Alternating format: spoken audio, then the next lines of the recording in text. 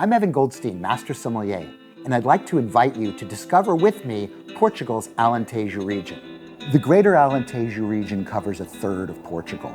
I think of the wine country basically broken up into 3.5 bands. The northern band is centralized around the town of Porto Alegre.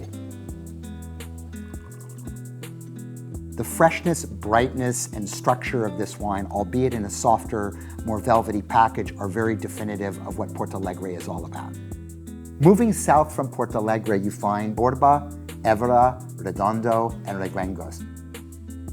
There's a wonderful, almost sort of dusty sense of the earth here, and a little bit more black cherry and a red to black plum fruit character, which develops into this sort of complex finish, which is what I would expect having a wine from Borba.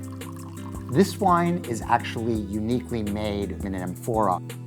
This sort of crunchy black plum and cranberry fruit, a little bit more rustic and savory in nature, is something that you would associate specifically with the Moreto grape. The wines that come from this area are not necessarily defined by amphora, but in this particular case, framed well by it. This wine has a high amount of complexity. I'm struck by the notes of blue flowers that you find here.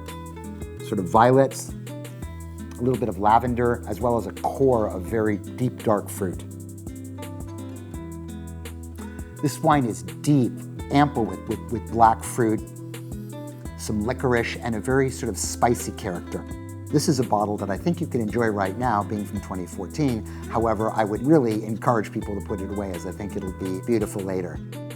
As you move further south, you find Granja Amaraleja and Mora. These are the driest areas, the areas that receive the most sun. As such, the wines are deep, rich, gutsy, very unique. This is a very unique wine, full of very savory, dark fruit flavors, berries, a little bit of conserve, a bit of almost a gaminess to it. Amphoras are very unique because each one provides a different timbre to the wine. And when you blend different amphoras together, you literally blend or riff to a particular taste, of which Senor Pitera has done a great job. As you move further south, you have two little areas called Vidigueira and Beja.